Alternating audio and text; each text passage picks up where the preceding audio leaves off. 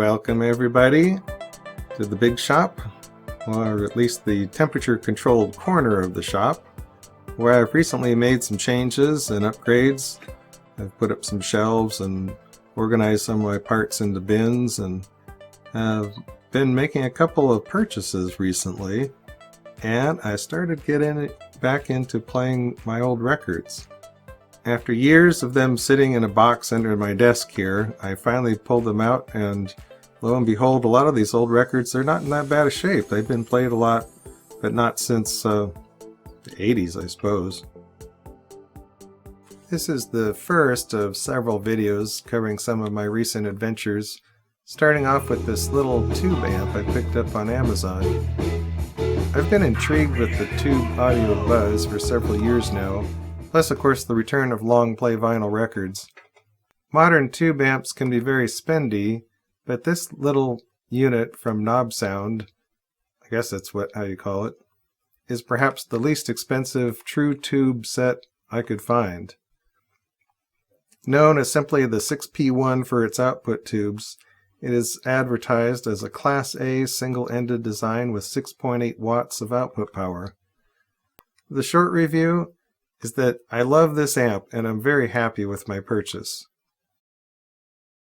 So when I ordered this amp from Amazon, it was not in US stock, so it came direct from China. It came in a couple weeks in perfect condition. They wrapped the outside with enough packing tape to make a hermetic seal. Inside was a good volume of dense foam protecting the substantial weight of this unit. It's about 12.5 pounds. The tubes were well packed individually, plus the included power cord. Nobsound makes some decent consumer audio gear, and I have owned a little Class D 2.1 amp with Bluetooth for a year, and it does a nice job for a computer sound system. The quality of this amp did not disappoint, although they do not oven cure the paint job, so you can expect a great deal of fumes the first time you power it up. In fact, you will be smelling that new amp smell for a long time, it would seem. For a long time, I've wanted to own a tube amplifier. When I took electronics in high school, they were still teaching with tubes. Glowing, sexy, hot, and so many other adjectives come to mind, but above all, they are by nature musical. The physics going on inside a tube are at a scale we humans can experience. Transistors are typically hidden from us, and do little from our perspective, but get warm sometimes. Technically, tubes generate measurable distortion, but it is most often second-order harmonics and higher even-order harmonics, while transistors can produce third-order and higher odd-order harmonics.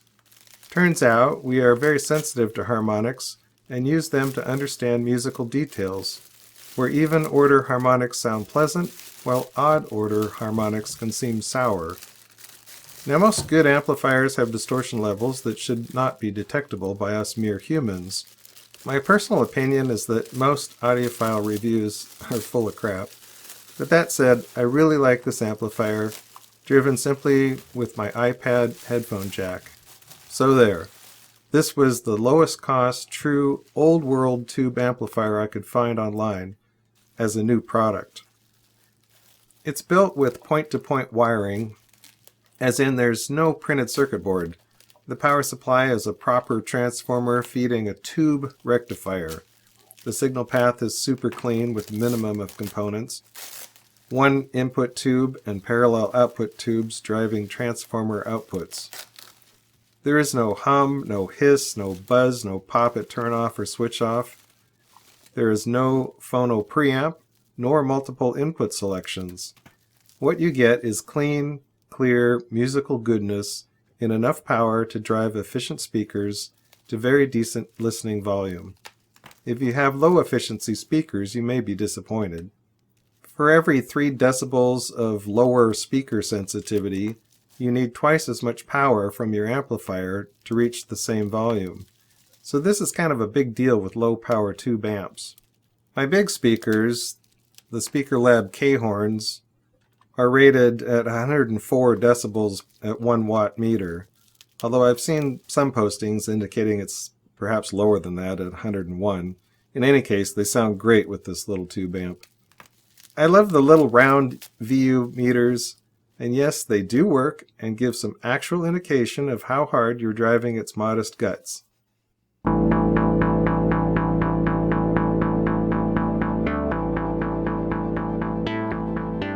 So that's today's short little video.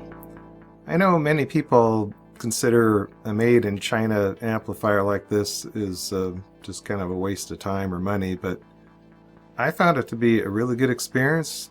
I love the sound it produces. It looks cool. I like the little meters.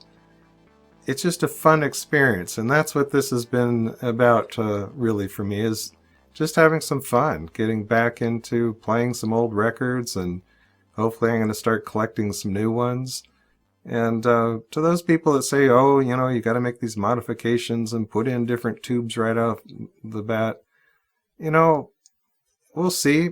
It may be a design that burns out tubes, and if that's the case, I'll have to look into the modifications some people are suggesting. And, you know, I think the idea of changing out tubes is kind of fun too, but right now I'm really happy with the performance, and for my use out here playing a couple hours at a time once in a while, it's doing the job just exactly as what I wanted. Because for a long time I really wished I could have a little tube amp, and this is just kind of the first step.